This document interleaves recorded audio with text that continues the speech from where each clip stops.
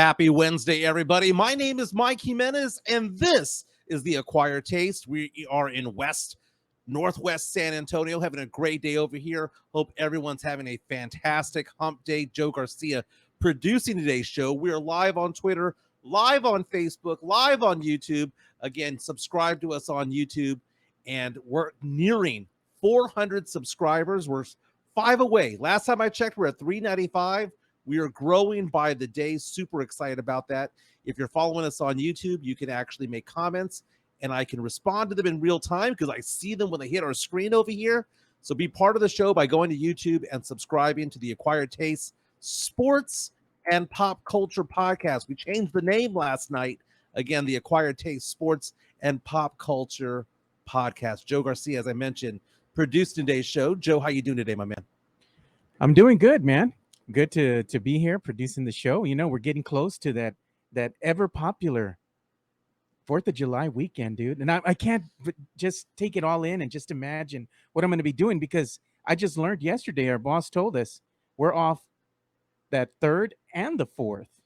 It's interesting that you said that because I haven't checked to see what my calendar looks like. You're like, hey, we're off for the 4th of July next week. And I completely forgot. I mean, this is one of the biggest holidays of the year. Yeah. It's one of the main ones, if you will, and I completely forgot about it. So, obviously, we're not going to have a show on the 4th of July. We might have a pre-recorded show on the 3rd. We're kind of figuring that one out as we speak. But we have a big show today because one of my best friends is going to be on in about 10 minutes, James Pledger from San Antonio Sports Star. He's the host of Extra Innings, also the host of the Saturday Morning Hangover. One of my best friends in the entire world, and I love that man. He's going to be on, and apparently he's already threatening to give me crap about Victor Wembanyama. Okay, James and I were both the co-captains of Team Tank last year, and he's already telling me, I was talking to him on the phone, I was like, hey, you want to get on the show today? He goes, yeah. He goes, I'm going to give you so much crap and bust your balls over something, so I'm waiting for what he has to say. He says it involves Wemby, so I can't wait to get into that, but again, go on to YouTube, subscribe, hit the like button, by the way. Yeah, please. Hit the like button. That helps out a lot. And again, you can leave your comments out there. Joshua Jimenez already saying pledge with several exclamation points because they're excited that one of my good buddies that I've known for a handful of years will be on. And we have a lot to get into today. Wemby's Summer League debut has changed. We all thought it was going to be in Sacramento, but not anymore. You know, DraftKings Casino has an entire segment dedicated to Victor Wembanyama bets. Several prop bets involving Victor Wembanyama. We're going to get into that today. And pop star John Mayer, remember him? You know, Your Body is a Wonderland. Yeah, man. I mean, this guy is up there with Derek Jeter for the girls that he has bagged over the years. He is being cyberbullied by Taylor Swift fans right now. It is ugly on Instagram. But we'll get into that in this show. Again, we go to about 1:15 or so. This is a fun time. Great thing about this show is that it's not dated. If you listen to this at 3 p.m., 6 p.m., 9 p.m., it's still a good show because we try not to date anything so that you can watch this at your leisure. You can listen at your leisure. Again, my name is Mike Jimenez.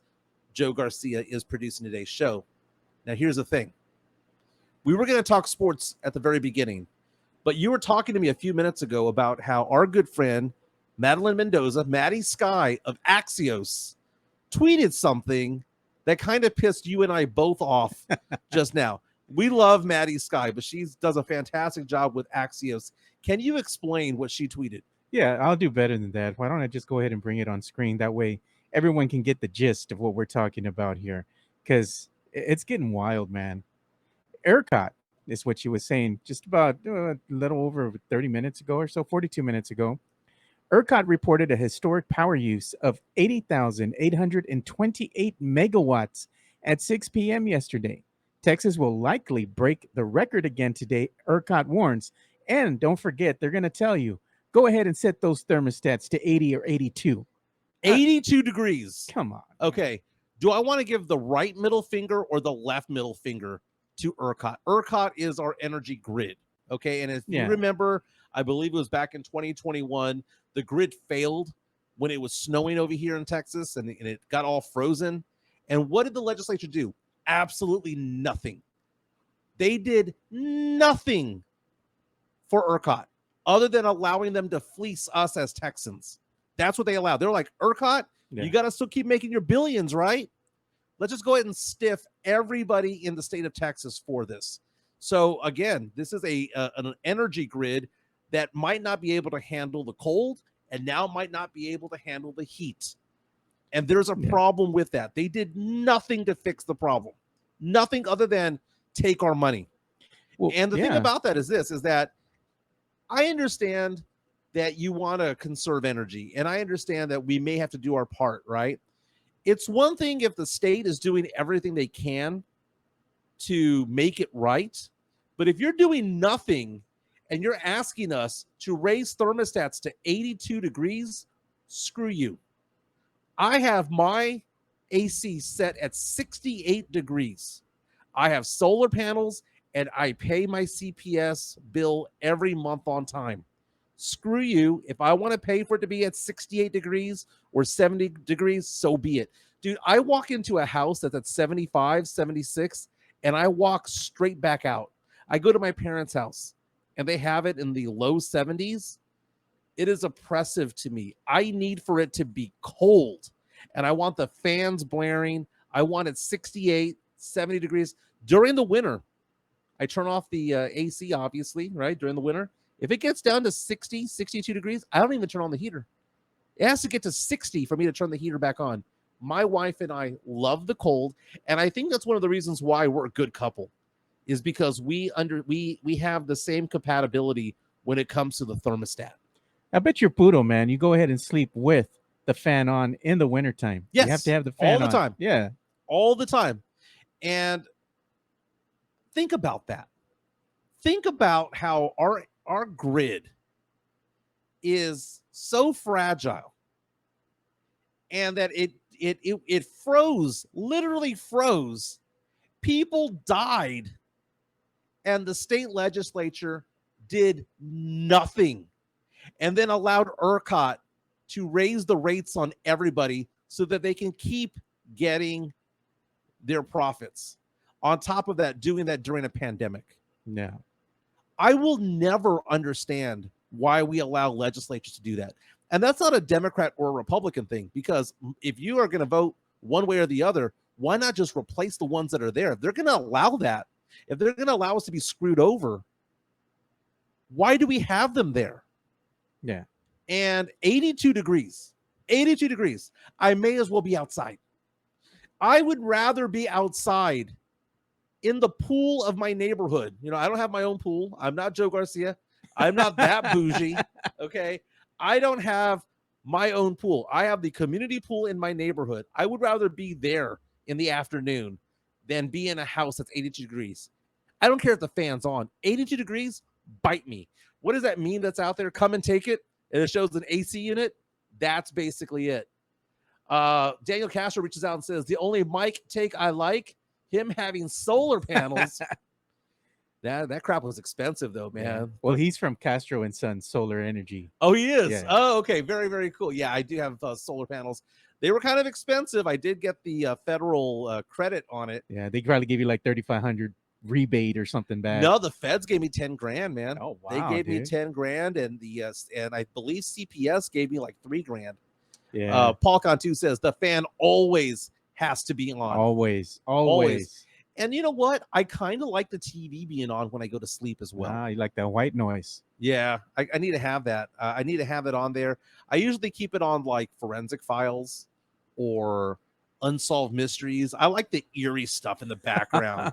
Put on some X-Files, man. Yeah, exactly. While going memes, I want that on in the background. Yeah. Again, you could reach out to us on YouTube as well. YouTube, we see your post in real time.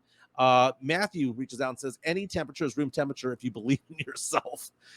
No. Room temperature to me is 70 degrees.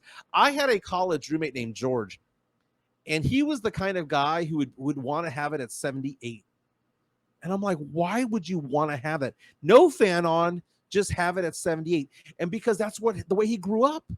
You know, he grew up in the West Side over here, right? In San Antonio. Puro West Side. You know, he grew up on the West Side, and you know, you had the AC on only when it was 100 degrees. Yeah, you were probably, if you were that hot, you would go outside and you play with the manguera. You were drinking from the manguera, dude. Yes. Yeah. Yes.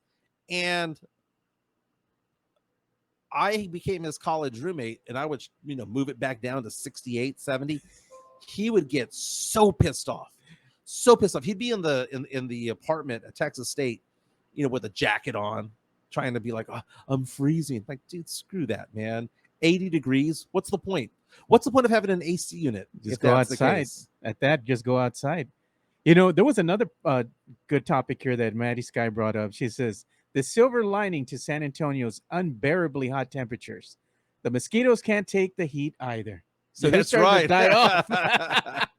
That's very true. I did get bit a couple of times in the past few weeks or so, but not as bad as it used to be. No, not as bad. Typically, I'm the guy who they avoid me. Right? The mosquitoes avoid me. Like, they'll attack my wife, but for some reason I don't get attacked. But the one time I did, when Hurricane Harvey kind of decimated East Texas, going from Houston all the way to Goliad, I drove out to Goliad. One of the things that I did was I took my daughter Gabby, and at the time she was either at the end of middle school, early part of high school. And I drove out there and I said, we're going to volunteer our time out there to help people out for no other purpose other than to just give back, because people lost so much over there. So we donated a day. We spent an entire day from like 8 in the morning all the way to 8 o'clock at night, just cleaning stuff up. We found a family and just said, hey, we just want to help.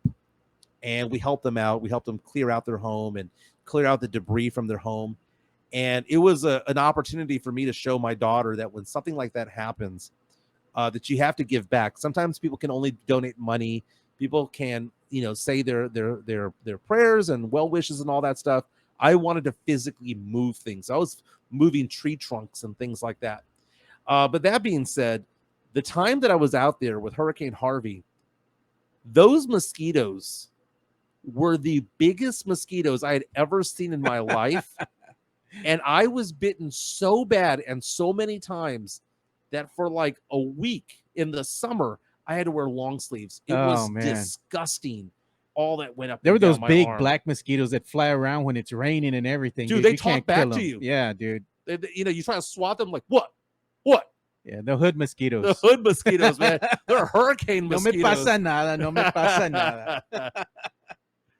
Lots of people reaching out. Some people coming out saying that the phone is not notifying them on YouTube. Do you have any idea how that works? Yeah, like if you're getting notifications on your phone, what happens is sometimes you might want to check to see if the notifications are even set to on by going into your app settings on your phone. That's exactly it. So you just go to app settings, you go to apps and you look for YouTube, click on that and make sure that the settings are on so you get those notifications. Let me know when Pledger is backstage, by the way, because he'll be on the show soon enough. Again, James Pledger from Saturday Morning Hangover, also from Extra Innings. Is that a thumbs up as though he's there? He's not here yet. Okay, I told him 12:15-ish, so we'll make that happen. But let's go ahead and get to some sports.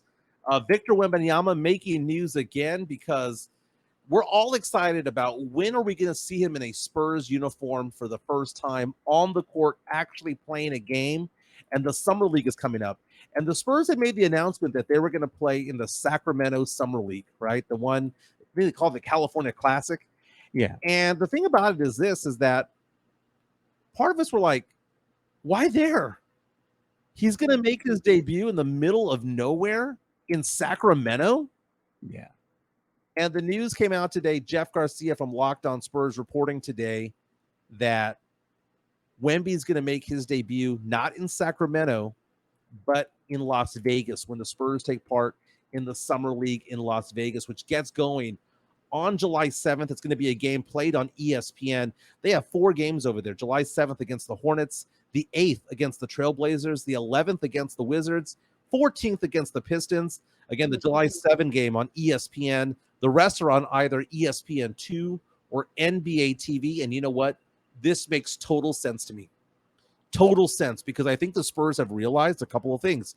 First of all, this gives him more time to rest because he just finished playing the finals there in France in that league that he was in. And he's, gone through the draft. He went to New York. He's now in San Antonio. Let's give him some time to rest a little bit because the Sacramento League is going to take place the first week of July. This is at least the second week of July. Give him some more time. And then also the debut takes place in a bigger market, Las Vegas. More eyes on him. People are going to be excited to see him. The debut needed to be in Vegas, and I'm glad that they're doing that. This makes total sense to me. I'm excited about it. I'm also excited that one of my best friends is ready to go. James Pledger from the Saturday Morning Hangover, also from his new show on San Antonio Sports Star called Extra Innings from 6 to 7 p.m. What's going on, Pledge? What's happening? You got me, bro? I got you, dude. You sound perfect out there, man. Dude, Pledge, I miss you, man. I miss you. I love you. I love you. And I asked you earlier today that to be on the show, and you were saying you'd be happy to. And then you said you were going to give me crap. So I'll let you give me crap in a minute, okay? In a minute. But the thought that Victor Wembanyama is going to go out and play in Las Vegas first as opposed to Sacramento, your thoughts? It was expected for me.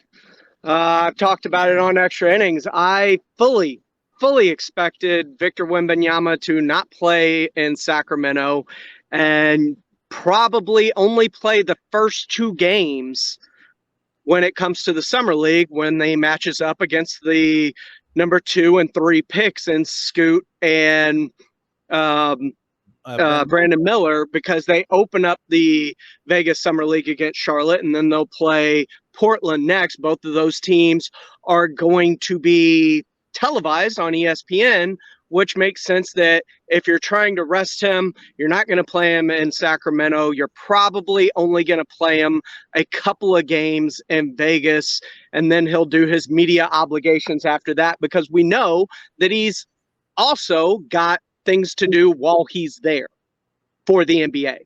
Yeah, he has things to do. I mean, this is a superstar going to Las Vegas, right? They need to have the superstar there, and that's the one thing that I think the Spurs organization, the front office, needs to understand, is that this isn't Tim Duncan, this isn't David Robinson. These aren't the introverts that no one's going to be following, right? This is Victor Wembanyama, who's a super stud, a superstar in France. He's coming and taking the U.S. by storm. All eyes are going to be on him. And because of that, that makes Las Vegas the logical place to go, not Sacramento. So I'm excited about it. By the way, Paul Cantu reaches out to us on YouTube, says Jimenez and Pledge are a man crush at its finest. Thank you so much for that. So I'm excited about that. I paid for this. That's true. Again, don't forget to subscribe to Jeff Garcia from Locked On Spurs. He's a friend of our show. He's doing the reporting on Victor Wembanyama right now. You know, I've got a question for you, man. What's that? Between Jeff and Pledger, who's the one that dresses all to the nines? I mean, my vote goes to Pledger. I think he can outdo Jeff. No, okay. First of all, when it comes to dressing, Pledger is either dressed to the nines or dressed to the negative nines, okay? He's either fully dressed up with a tie and a vest and everything, or he is in a hoodie and shorts. He's one or the other. He doesn't have no that between. Like right now, I'm in a polo and jeans. This is something you'd never see Pledger in, right? He's either dressed up or not at all. He doesn't do the dad look. He doesn't do the dad look, no. But Jeff Garcia is forever dressed to the nines. I did Locked On Spurs with him this morning, and I said, dude, you're dressed down. And he goes, ask me how much this hoodie cost. So even his dress down is super expensive. But again, follow Jeff. Well, I mean, I get that, because most of my dress down still pricey. Hey, we were on DraftKings. Jeff Garcia and I were on DraftKings the other day. And you know how you can bet on various things. There's future bets. There's bet on the NBA, the NFL, all that stuff. DraftKings actually has an entire section dedicated to Victor Wembanyama. It's called the Wemby page. And I'm going to ask you, if we were to have monopoly money being bet on this, because some of this I'm actually going to bet on, okay? I want to know what you think. 2-to-1 odds, right? So you bet $100, you profit $200. Spurs winning 35+ games. Yay or nay? Yeah, over. I hit the over on that hard. 2-to-1. That's not bad. How about this one? 40 games or more, 6.5-to-1 odds. You bet $100, you get $650 back and your $100. I'd hit on that because we still don't know what they're going to do in free agency or if they're going to make a trade this offseason. So the over arrow, the risk is worth it at that point. I agree. I think these are bets that as long as Victor Wembanyama is healthy, they're going to hit. I like a lot of the prop bets that they have about him. How about this one?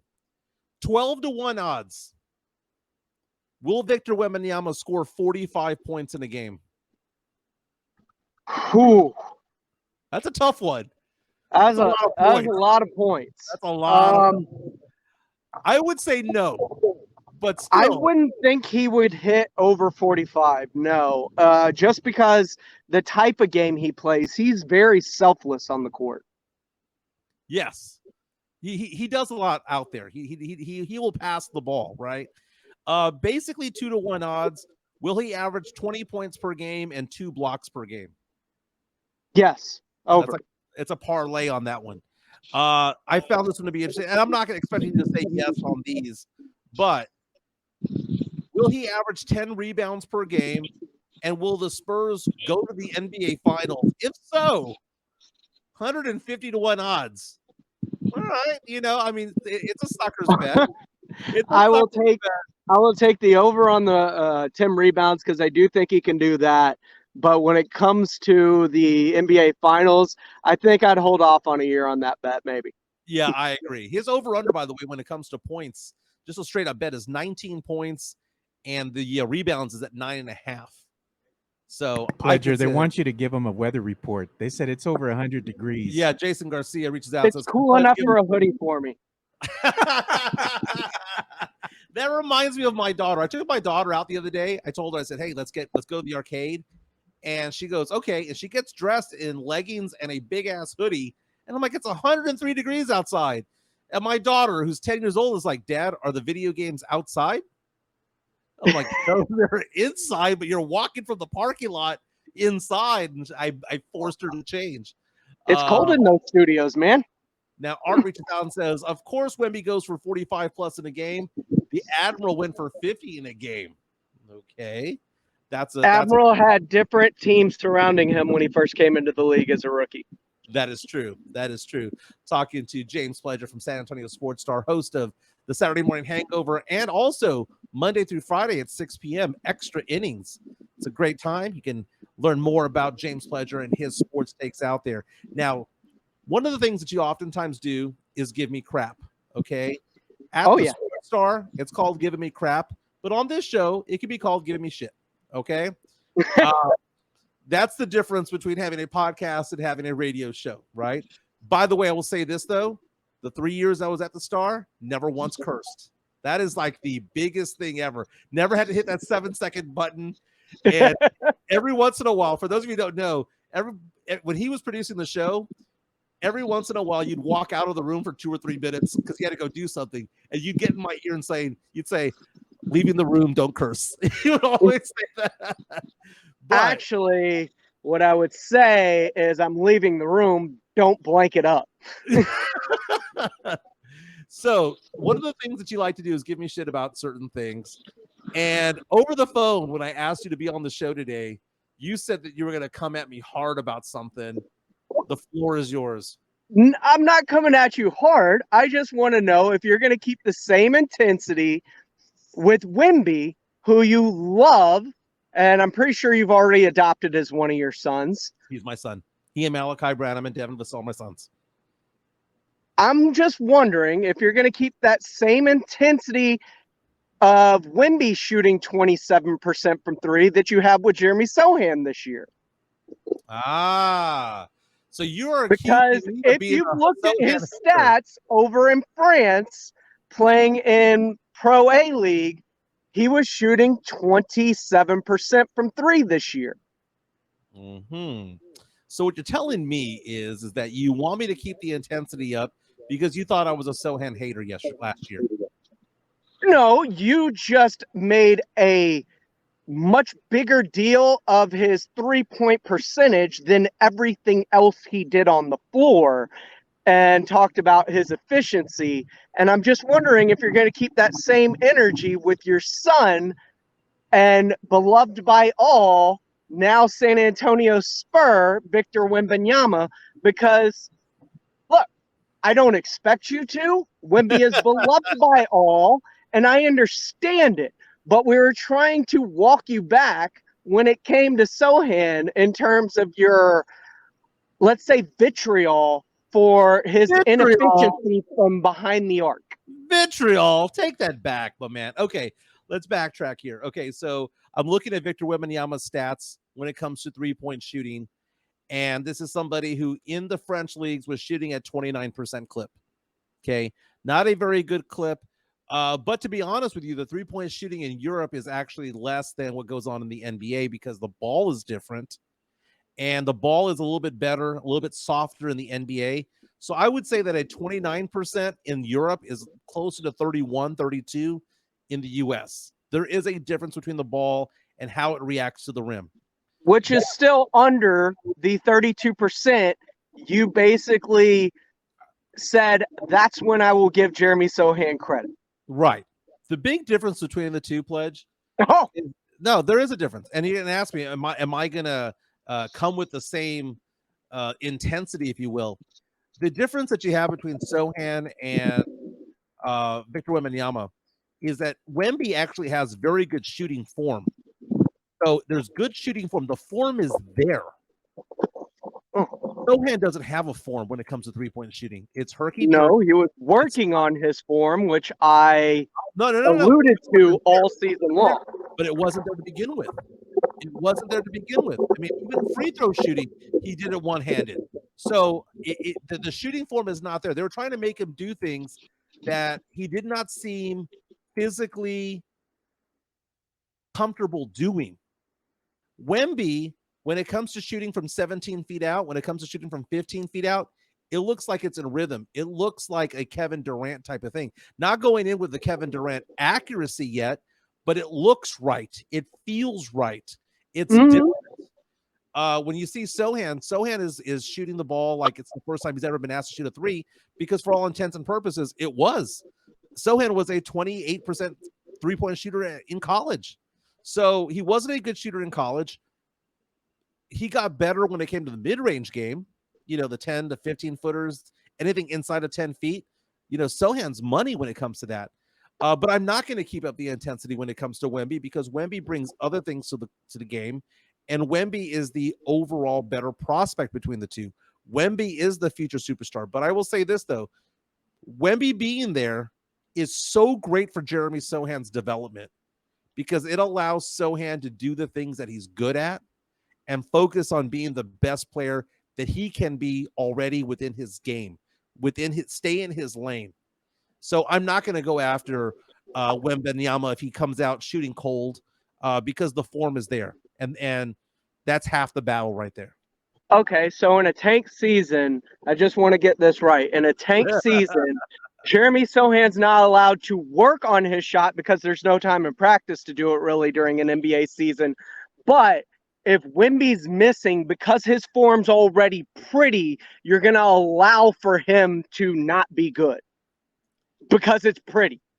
Yes, that's exactly it. I'm just making sure that the flip-flopper is still there.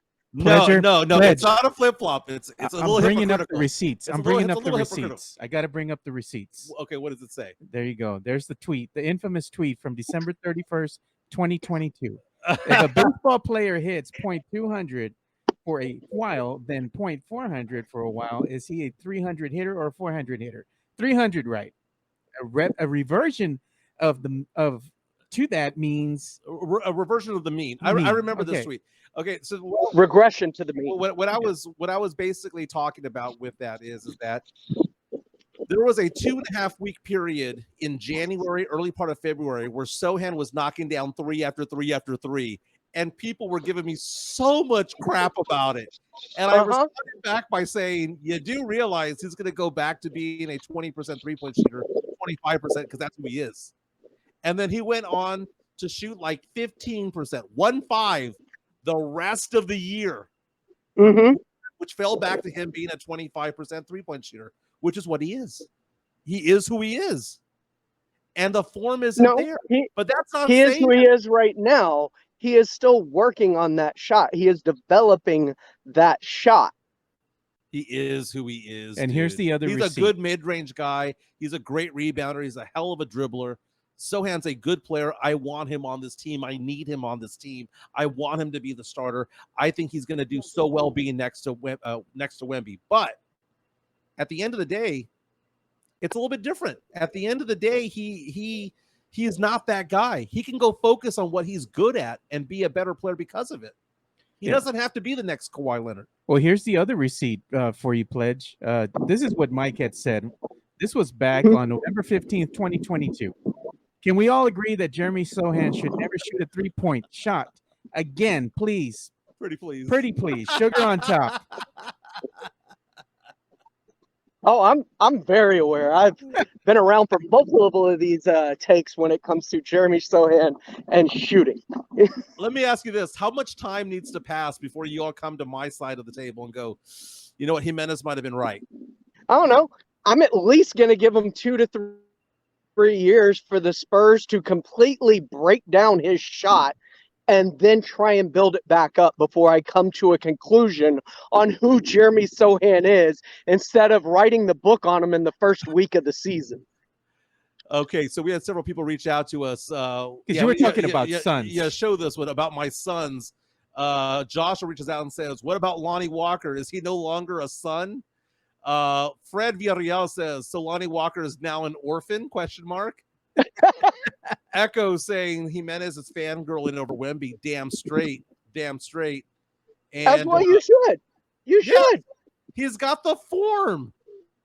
I'm just saying, where is at least letting him find out who he is when it comes to Jeremy Sochan in comparison to Wemby? You're allowing him, and him being Victor Wembanyama, to go out there in his first year and possibly shoot 29% because his form's already pretty, and not have any kind of ill thing to say about him. Yet Jeremy Sochan, who is completely rebuilding a shot, you aren't giving a week to. That is James Fletcher. I'm trying to find where it is. Okay, first of all, we need to have this conversation over drinks. Okay, have an Acquired Taste podcast after dark, and I'd be willing to live stream that at the Rue Pub, because you and I get into it and we start yelling at each other at the bar doing these sports takes. It is different. Is it hypocritical? Yes. Is it a flip-flop? Yes. But am I an acquired taste? That's all I wanted to hear. Yes. That right there. That's what I wanted to hear. That's it. Yeah, but there's a big difference between this herky-jerky motion that Sochan has versus, man, look at Wemby's form. It's there. He just needs to be. It's beautiful.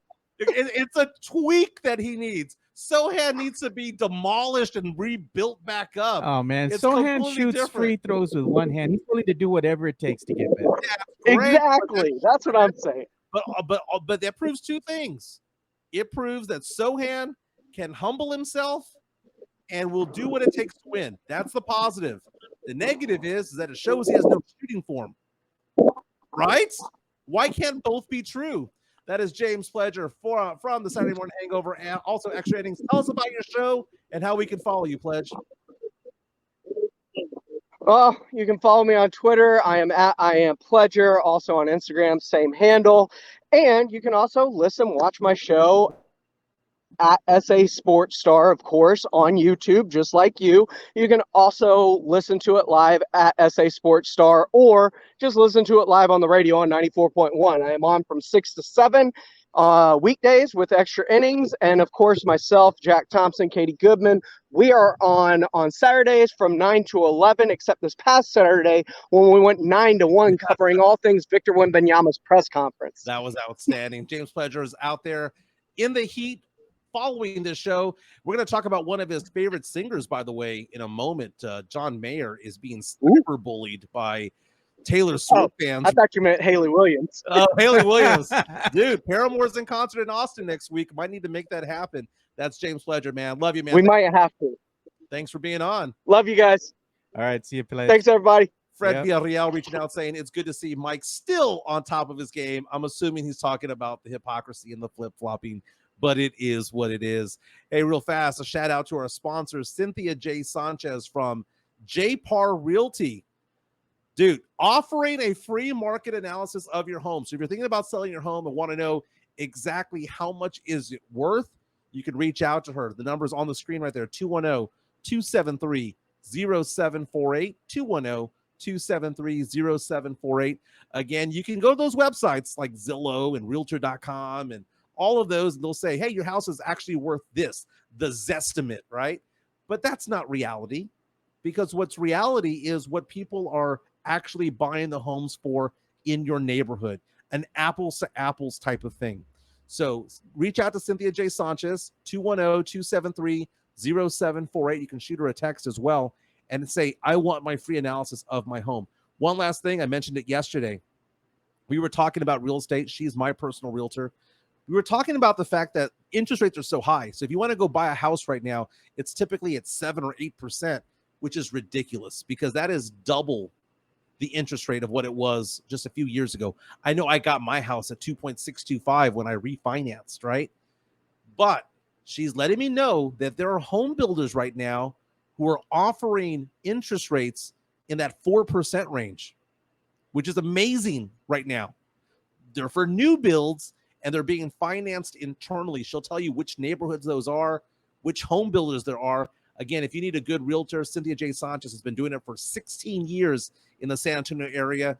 Again, J. Parr Real Estate, 210-273-0748. She has worked a lot with the military, a lot of those who are in the faith-based community. She's very good at what she does. My personal realtor, Cynthia J. Sanchez. You can also reach out to me, DM me, if you need more information, and we can get you all hooked up together. But she's a proud sponsor of the Acquired Taste Sports and Pop Culture Podcast. Also, don't forget to subscribe to Jeff Garcia from Locked On Spurs. Daily content when it comes to your San Antonio Spurs. I follow on Spotify. He does a fantastic job.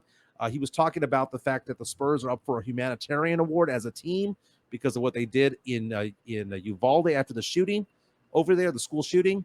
Also talking about Wemby taking part in the Las Vegas Summer League. Follow him on Twitter at Jeff G Spurs Zone. Locked On Spurs podcast. I'm today's guest, by the way. We're going to be talking about the free agent point guards that are available out there. Is there anybody better than Trey Jones when it comes to free agents available at point guard? Again, Jeff Garcia from Locked On Spurs and Ken's 5. Subscribe to him. It's funny, though, you were saying you're going to go ahead and be the guest on Locked On Spurs, and Jeff, during the show right now, just texted me, and he's like, hey, can you be a guest tomorrow for Locked there On you go. Spurs? There you go. I'll be the show after you. Yes, right. There you I'm the opener. You're the headliner. No, you're the headliner. I'm the opening act.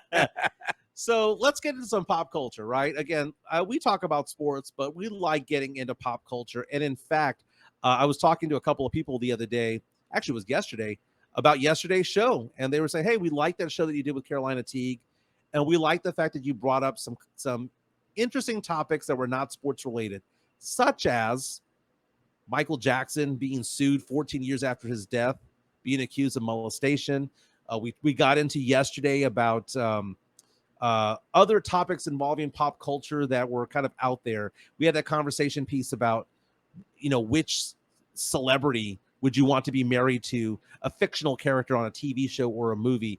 I said Claire Dunphy, Julie Bowen from Modern Family. I would love to be married to her. That's the fictional character I would want to be married to. But today we have to get into Taylor Swift and her fans. That Eras tour that's going around all across the United States right now is the biggest concert tour probably of my lifetime. She is doing things right now that haven't been seen since Michael Jackson. She's the biggest music act since Michael Jackson. And I don't want to hear about U2. I don't want to hear about, Metallica. In the United States, in the US, it's Taylor Swift. Bro, I got to show you some of these comments, man, that's going up here on Twitter against, Taylor Swift and John Mayer. Some of these are freaking wild, dude. I'm going to show them to you right now on screen. So here's the beef that's going down here, man. You know, I'm looking. I'm like, okay. Mm-hmm. They're going at it. Well, the beef is around. So let me kind of Check this one out. Amanda Ray. Taylor Swift is on the cover of the new Cosmo. And unless she's discussing Gyllenhaal's penis size versus John Mayer's, I'm not interested. Okay, so let's backtrack here a little bit about Taylor Swift. Okay, Taylor Swift dated John Mayer from 2009 to 2010. She was 19 years old when this started. John Mayer back then was 32. Now, John Mayer has dated a lot of attractive women over the years: Jennifer Aniston, Jennifer Love Hewitt. This is off the top of my head. Jessica Simpson. He called Jessica Simpson sexual napalm. Yeah. If you remember Yeah. that. Went off and dated Taylor Swift. Again, she was 19, he was 32. That makes him gross. Okay, that's a violation of the half plus 7 rule. And if you don't know that rule, I fully believe in it. It basically says that you are a creep if you're dating somebody younger than the age of half plus 7. So I'll give you an example. I am 46 years old. Half of that is 23, add 7, that is 30. So if for some reason my wife ever left me and I'm going to go back into dating, if I'm dating somebody in their 20s, I'm creepy because I violated the half plus 7 rule. So when John Mayer was 32, half of that is 16, add 7, that is 23. Anybody younger than 23 makes him a creep. And if she's 19, I know she's an adult. But if she's 19, he's 32, outright creep. That is Victor Valderrama creepy level, okay, from that 70s show. So that being said, she wrote a song about their relationship called Dear John. And she's doing these 3-hour-long concerts out there all across the United States, which look amazing, by the way. And Dear John was not a song that she was typically singing out there, but she has started to bring it back into the set list. And because of that, people are like, oh my God, I know that song's about John Mayer. And now John Mayer is posting things on Instagram, basically saying, the photos that he normally does about his concerts and things like that. And all the Taylor Swift fans, known as Swifties, are rushing to his Instagram account and just giving him crap, just talking trash about him on Instagram. And Taylor Swift is coming out saying, don't do that. Don't do that. I don't want you to do that. That's not right. So she's not encouraging it, but the Swifties have taken it upon themselves to go do that. I saw his last post had like 6,000 or not 6,000, like 60,000 comments. And it's all these Swifties calling him scumbag, jerk, and all that stuff. Are you scared now? Watch where you go. They're threatening him. Do you see this meme, dude? I mean, it's crazy. Look at this. No, I have a black screen on it. I know that you have a post. There's a meme on here right now, and it says it's Swifties when Taylor said not to hate on Jan Mayer, and they have the meme on here from Arthur. I gotta see it now. It says, that sign can't stop me because I can't read. The thing about Taylor Swift, though, is that 2023 is the year where everybody came out and finally admitted that they are a Taylor Swift fan. Everybody is. And the people who are listening to the show right now who might be like, nah, I don't like Taylor Swift. You at least like one song. So, Joe, I'm going to ask you the question. What is your favorite Taylor Swift song? Dude, I'm going to be honest with you, man. I've never been a Swift fan, dude. Dude, I don't buy it. I don't like Dude, Taylor your Swift. nose is getting longer and longer. I'm not a Swift fan, man. You are lying. I'm not a Taylor Swift liar. fan. I'm not. Liar. Dude, everybody. So for those of you who are following along right now on YouTube, I want you to post your favorite Taylor Swift song, okay? Because this is a conversation piece, because you see on TikTok right now, all these reporters asking football players, at their OTAs and whatnot, what's your favorite Taylor Swift song? And, there's video of Aaron Rodgers dancing at a Taylor Swift concert with actor Miles Teller. It is now okay to be it, because this is the biggest artist in the U.S. since Michael Jackson. Personally, if you're to say, Jimenez, what are your favorite Taylor Swift songs? I like Lavender Haze off the new album. I like Style, which came out probably about 10 years ago. And I like the song Cruel Summer, which, by the way, is all over the top of the charts right now. Only Taylor Swift. I don't know, do you know the story behind Cruel Summer? Okay. No, man. She started singing Cruel Summer. That's the first song that she opens up with on the Eras tour. And Cruel Summer is a song that she had on an album back in 2019, 2020. And the thing about that song was that it's a fan favorite. She's playing it, but she never released it. So keep in mind, the reason why she didn't release it was because COVID happened and she just shut down the release of songs because it's not like she could have gone on tour. She releases the album Folklore, very popular during COVID. She releases this new album that's going on right now, has all of these hits, Anti-Hero, Lavender Haze, and all that. And the fans demanded that she release a song from an album 3 albums ago. She does, and now it's possibly going to become her biggest hit of all time. Cruel Summer is a great song. It is a great song. So then the question becomes, can she nominate this for a Grammy, even though this is a song that was released, or not released, it was released off of an album back in 2019. But it's a new song in the sense that it's being released to the radio. It just got released to the radio a couple of weeks ago. And right now it is getting up to 700 million downloads, or not downloads, streams on Spotify right now. 700 million. That's one of her top 10 biggest songs of all time. It is on pace to become her biggest song ever. Only Taylor Swift can do that. Have a number 1 song off of an album 3 albums ago. And she's still making money off of every stream. Dude, she is a badass because she's redoing her albums. Have you heard that story? Yeah, I heard she's that re-recording her albums because she was not given the opportunity to buy her own catalog of music. She was 14 years old when she got signed, and you cannot own your music at that age. So she did not want it to be sold to a particular music guy. That guy who hates her, who talks shit about her, was the one who bought it. So she took Kelly Clarkson's advice and is re-recording all her albums so that she can actually have control over her music again, so that when people stream it, that dude's not making money, she's making money. So if you go on to Spotify, you're going to see in parentheses the name of the song, Taylor's version. That's letting you know she gets paid off of it, not that other dude. Yeah. She's done half of her albums that got purchased off of her. So I think there were 6 albums that she did off the old contract. The last few albums were her own, so she doesn't have to re-record those. But the first 6, if I'm not mistaken, she's recorded half of them back already. And that's a badass. That's like, dude, she's taking ownership of what she created. She's the ballsiest musician out there right now.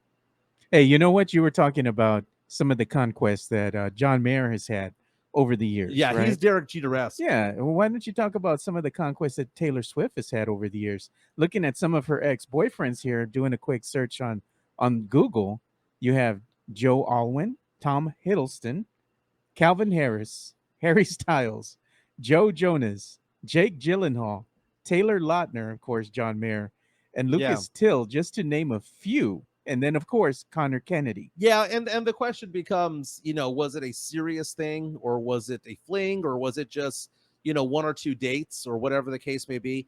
I read someplace that Taylor Swift recently broke up with her boyfriend that she had secretly been with for 6 years. Yeah. So she's now on the market. Chris Gonzalez comes out and says, 22 is my fave. It's a good song. You know who likes that song? RJ Ochoa, the OG Rock the Mic from San Antonio Sports Star, from Blogging the Boys. He always tells me that 22 is one of his favorite songs. That's my boy. I like Bones Tube right here. Not a fan. Yeah, that's a complete liar. Just saying, that's like dude. saying you don't like Sunshine. Dude, okay, so here's the thing about Taylor Swift. One of my best friends, Anthony Swartz, if you're listening, what's up, brother? Anthony, years ago, we were out and about someplace, and Taylor Swift's name came up, and someone was like, I don't find her attractive at all. And he had the greatest response ever. He goes, dude, if you walked into a house party with Taylor Swift around your arm, every girl would hate her and every guy would be looking at her. And because of that, she is hot. She is. She is. What is she, like 33, 34 years old now? I can say no that. idea, bro. I can say that now because again, half plus 7, she's north of 30. I can say that. Mario Cavazos reaches out and says, "You Belong With Me" is a very, very good song. Paul Cantu saying, "I wouldn't even know what she sounds like if I heard her on the radio." Lies. Straight up lies. I'm telling you, man. Josh was saying, "Shake It Off." You know what? It's those people who say that they don't like her or don't know what she sounds like. They're probably the ones who listen to her the most. No, it's just probably like me. It's just she's just really not in that genre of music that I listen to. So Well, I haven't heard. Maybe I've heard her song on the radio, but I'm just not really all up and up on what's going on with Taylor Swift. okay, so if I go into my Spotify list, let me see how many saved songs I have of Taylor Swift, because you save your songs, right? I'm gonna go ahead and guess that it's probably 8. Let me see here. Taylor Swift. Oh my God, I have 10 songs liked from Jeez. Taylor Swift. Does that make me a Swiftie? I will say this though. Taylor Swift, when she first came out, was a teeny boppy kind of musician. And she was really pop. It was really, guess, it was country at first, then it became pop. Yeah. And it was very easy for guys to go off and say, I don't like her, because that music didn't speak to any adults at all. Yeah. Well, she was a what? She was a teen, She was wasn't a she, teenager, when she first 14, came out? 15 years Yeah. old. So then she releases the Red album, with 22 and Style came out. And then that was like, oh, she has a little bit more of an adult, but it was more like a young adult type of thing. The last 3 albums, especially the most recent one, I think it's called Midnights. That is an adult album. Like that is like it speaks to people in their 30s and 40s and 50s just as much as it does those in their 20s. She grew up, and I can understand, because I hate, like, the song "Shake It Off." Can't stand it. It's her biggest hit of all time. Can't stand that song. But you listen to Lavender Haze, great song. Like, I heard that song off the new album. I was like, oh my God, dude, this was supposed to be a 3-minute segment, and I fanboyed on Taylor Swift pretty bad. Yeah, you're going way over now. By the way, Taylor Swift does play. Dude, look this up real fast. Okay. Taylor Swift playing with Def Leppard. So there was a show on CMT, Country Music Television, called Crossroads, and she performed "Pour Some Sugar on Me," "Photograph," all these big songs from Def Leppard back in the early to mid 80s to the late 80s, off the Hysteria album, Pyromania. Yeah, High it was and like Dry. I'm looking at it. It says CMT Crossroads with Taylor Swift and Def Leppard. It's on YouTube. It was great. She did a fantastic job with that. Some of the crossovers that she has with, like, she sang on stage the other day with Bryan Adams. Oh, nice. That was very good. She did Summer of '69. Yeah. I'm not saying the girl's not talented. She can't sing. I just really don't listen to that genre of music. I'm going to play Lavender Haze for you in a little bit. After the show, we'll get into that. Manuel reaches out to us and says, Taylor Swift was both my daughter's first concert when she played her in the Final Four concert. That was amazing. Chris saying she has great comedy chops. She does. And Paul Cantu says, no lies. I've heard of her name, obviously. I'm sure I've heard a song, but I wouldn't know it was her. That's the thing. You probably like 3 or 4 of her songs and just don't know it. Don't know it. There's been that debate as to who's the biggest star in pop music since the year 2000. This is a great conversation for maybe tomorrow, right? So if we were to nominate who are the 5 biggest music acts of the 2000s, we would have Eminem, we would have Rihanna, Beyonce, Taylor Swift, and am I missing somebody? There's got to be a 5th one out there. I mean, Linkin Park would have been it if Chester hadn't killed himself. But yeah, that's it, right? Rihanna, Beyonce, Taylor Swift, Eminem.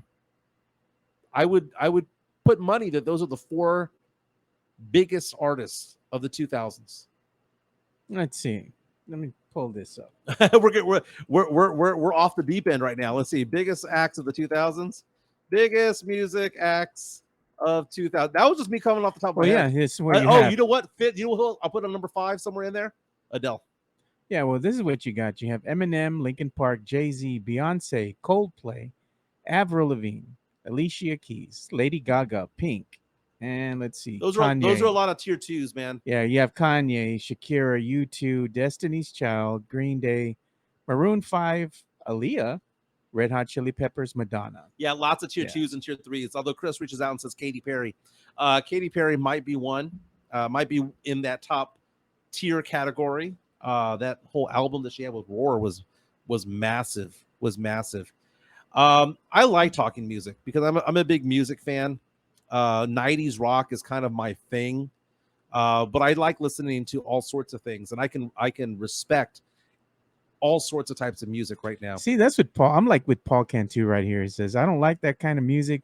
So it's not like I wouldn't have listened to it all the way through, but I'd be looking for some Godsmack, System of the Down.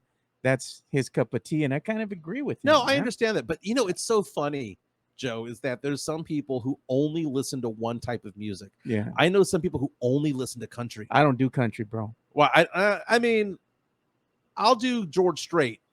I'll do Garth Brooks. I'll do Tim McGraw. Yeah. Faith Hill. Shania. I mean, I have family that listens to country religiously, but it's just not my thing. But think about that. Yeah. The people who only listen to country, or I only listen to hard rock, or I only listen to hip hop, there's more to life than just that. Yeah. I like hip hop. I like certain types of country. I like certain parts of. I like a lot of rock. I mean, my wheelhouse is typically 90s music, whether it be R&B or You whether throw a it little be, reggae in there, no, I mean, little island music. I was in Jamaica in December for our wedding anniversary, as our celebrating our 10-year wedding anniversary. So we went to Jamaica. So Hearing the that's all steel Bob drums. Marley. Hearing the steel drums. Yeah. Yeah. Being asked on the street corner, do I want some ganj? Do you want some ganj? Or sauce. The sauce that they have is pretty good, bro. Yeah. No, it's fantastic. Paul Cantu reaches out and says 90s grunge. Yes, dude, get me some STP. Get me some Audio Slave. Get me some, I mean, when I say 90s music, I hate to say this, I'm not talking about Nirvana and Pearl Jam. Yeah. I mean, I respect them. I like them, but you never see me going up and down the street listening to them. I mean, I would much rather listen to other 90s acts. Man, look at Ace, dude. Give me some Smashing Pumpkins. Look for what crying he out loud. says, Mikey. You're the textbook definition of a whitewash Mexican. I have no idea what that means, but if that's a diss, middle finger for you, my man. No country. No country. You can't listen to reggae if you don't smoke weed. Hey, Mike said he doesn't like it, man. So that's all I'm saying. Well, I mean, have you ever been to a dispensary, like the ones that are out of state? Yeah. They're all good, man. I've been to one in Arizona. I've been to one in Colorado. California. I've been to one in Nevada. Okay. I will never do an edible ever again. The Why? one I had in Vegas. You said these edibles ain't shit, and then you were naked on the ground rolling around? Oh, dude, I was laying in bed in my hotel room wondering if I was going to wake up the next morning. Oh, I can't breathe. me and my good friend were completely zonked out of our minds. He was in his room, I was in my room, and my heart rate was so fast. I was like, I'm never going to do this again. Never going to have an I edible can see again. my heartbeat. I can see the colors. I can see the colors. And it was so weird. It was like, yeah, 5 joints for $35.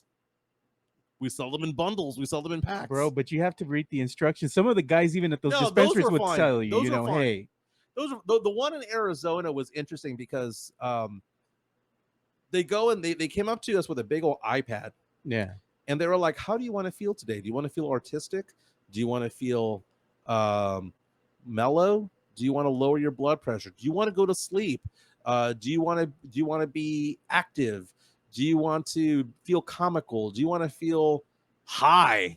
Which one do you want? How often do you do it? And it was like you answer the questions, Yeah. and then they go, based on what you've described, you need this strand. It is 5 for $40 or 5 for $30. They only sold them in packets of 5.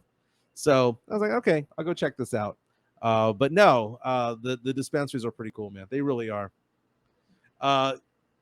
Mario reaches out and says, I only listen to K-pop. Girl dad. Dude, my daughter, the one that goes to LSU is I'm not gonna say she's huge into K-pop, but it's part of her rotation of what she has out there. Bones, which is out, says there's nothing wrong with listening to one genre. LOL. Yeah, there is, dude.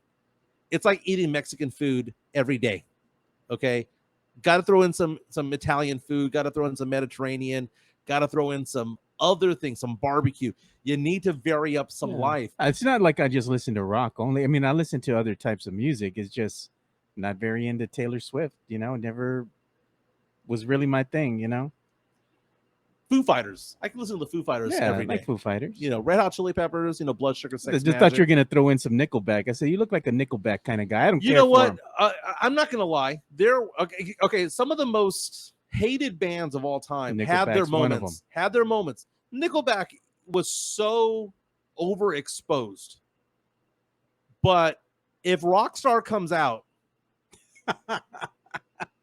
because it's a cheesy song, So here's the thing. I think people that hate Nickelback hate the fact that the lead singer, what's his name, Chad Kroeger, was married to Avril Lavigne. Yeah. So I think I can see why they hate Nickelback. I mean, yeah, it's like, I hate Nickelback, but if you're loaded in your car, it'd be like, this is how you remind me of what I really am. Another band I think that's up there that's hated too is Creed. Okay. I would have to say Creed is another one. Okay, so let's talk about Creed.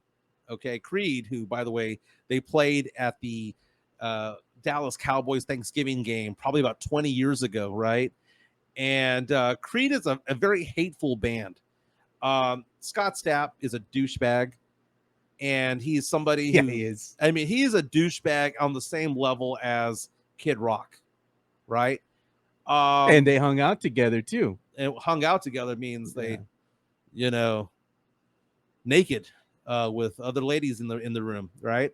But Creed had a very good album when they first came out. Like Human Clay was trash, but My Own Prison, that album was actually very, very good. Came out in 1997, and the My Own Prison album was a staple at all the pool halls in the late 90s. Yeah. If you went to Rocky J's, or you went to Diamond J's, or you went to Clicks, or you went to any place that had a pool hall, Nice Rack or whatever is on Wurzbach and I-10. You go over there, Creed, 1997, 1988, 1999, you would hear songs like Ode and What's This Life For and Torn and My Own Prison. So for those who say that they hate Creed, and if they're our age, if they're in their 40s and they say that they like rock but they hate Creed, screw you. There's a reason why Kiss plays it like every 2 hours. They still there's a reason for that. Yeah, it's still on the set list of what they're doing. But 99.5 Kiss is so like dated, bro. Like they play the same songs on repeat. It's just probably going to be in a different order. But generally, if you go through the day and you listen to their playlist, it's the same thing over and over, man. Like you got to kind of throw something else in there. Yeah, you do. And that's the problem with classic rock is that what do you describe as classic rock? It doesn't have to evolve because Kiss was playing 90s rock when I was growing up, and they're playing 90s rock now. Rock. They might throw in a little of the 2000s here and there. I mean, there's very little rock music these days, man. It's all pop now, man. I mean, and it changed a little bit when it came to like Linkin Park, right? Yeah. Linkin Park is in that same vein as STP and Red Hot Chili Peppers, right? But it's just so funny how rock music never evolved. Rock music, I'm not saying that it's dead, like hard rock music. I'm not saying that it's dead because there's always still Foo Fighters out there doing their thing, and Metallica will release music, and we had finally got some music from Guns N' Roses. But come on, man, those are all musicians and singers that are in their 50s and 60s. Like, what happened to the 25-year-old rock star, the 30-year-old rock star? Yeah, who are gone? Who are the biggest current rock bands right now? And I mean, there's certain bands out there that are very popular, like the Deftones and whatnot. And I understand the appeal. I really do understand it. But it's just few and far between. It's not like the way it was when I was growing up, when you were growing up. Mario Cavazos with arms wide open. Oh man. Yeah, dude, that whole video where he's up there pretending to be Jesus, he says that he's not. I mean, I don't mind it being, they were in some respects a Christian rock band, just without the Jesus in it. because I don't know, man. I guess that maybe you could see it that way, but when you start finding out what Scott Stapp was doing, yeah. But that's what the lyrics were. I mean, look at My Own Prison. You know, they reference Gabriel in there. That is an archangel that they're referencing. Yeah. The lyrics were religious. It's just the guy singing it was not a religious guy. But 90s rock, early 2000s rock, I mean, I like a lot of it. Yeah. And then you have, I mean, dude, there's a concert that's going to go on in Lubbock that I want to go to. I think it's in August or September. And you're going to make fun of me for it, but it goes back to like the 90s to early 2000s. Incubus. Oh, yeah. I remember the Incubus. With Third Eye Blind. I remember Third Eye Blind. Yeah. Hey, they still play some of their jingles in car commercials here. They do? Yeah. Okay, first of all, Incubus is great. I saw Third Eye Blind in concert twice in the 90s. I saw them at the Texas Motor Speedway. It was a very good show. It was a blockbuster video concert series that they had over there. And the festival there had Collective Soul, No Doubt, Bush, Presidents of the United States, had the Nixons, had Matchbox 20, Third Eye Blind, had Jewel. It's kind of weird. And the whole mix. Throw in Jewel. Yeah. Let's just. She was hot, by the way. I was really close up there. But no, I like talking rock music. I like talking pop music. And I apologize to everybody if I went a little bit long on the Taylor Swift talk. Am I a Swiftie? Well, if I have 10 songs that I like of her on my phone. I think you are. I mean, I've got like 1,500 songs that are saved on here. 10 of them belong to her. How many songs do you think of Taylor Swift does Pledge have in his playlist? Well, thank you to James Pledger for being on the show today. Yeah. Follow him on Twitter at I am Pledger. 15. Wow. I mean, Wildest Dreams is a good song. Pledger and I have gone to the Rue Pub and have taken over the jukebox, and we've played Kesha. We've played Pink. Dude, I'm not that kind of guy who's like, oh, well, that's just not manly music. Dude, I would say that probably 80% of the songs on my list here are probably sung by dudes because most music is. Yeah. But, you know, I'm not going to turn back a Lady Gaga song. She's an American treasure. She's an American treasure. Again, follow James Pledger at I am Pledger on Twitter. His show is called Extra Innings. It's Monday through Friday starting at 6 p.m. on San Antonio Sports Star. He's also the host of the Saturday Morning Hangover along with Katie Goodman and with Thompson's kid. I can't believe I'm having a brain fart here. Rob Thompson's kid is also on there. We also have the fact that we would like for you to subscribe to San Antonio, to subscribe to Jeff Garcia and Locked On Spurs. That's what I was trying to say. Locked On Spurs podcast, daily content of the silver and black. Lots of content going on over there about Victor Wembanyama, about the Spurs being recognized for their works in the community after what happened in Uvalde, the school shooting there over a year ago. Check out Jeff Garcia on Twitter at Jeff G Spurs Zone. Thank you again to Cynthia J. Sanchez from J. Parr Real Estate. She is our sponsor of today's show. 210-273-0748. Again, a free market analysis. If you'd like to know what your house is worth, reach out to her, 210-273-0748. Be part of the show. Again, thank you for subscribing. Hit the like button before you turn this off. Hit the like button. Do it now. Do it now. Like, subscribe, and share. Let people know that we're filling the gaps, and we're trying to expand sports talk radio between the hours of 10 a.m. and 2 p.m. Right now, we're going from 12 to about 1:15 or so. Help us out. If you know anybody who wants a sponsor, send them our way. And by the way, reach out to us on Twitter as well, because you can be part of the show by recommending certain topics. Thank you for all of those who left comments today, because it keeps the show going. It's a lot of fun. Hope everyone has a great hump day out there. My name is Mike Jimenez. That is Joe Garcia. It's been a fun show. See you guys tomorrow.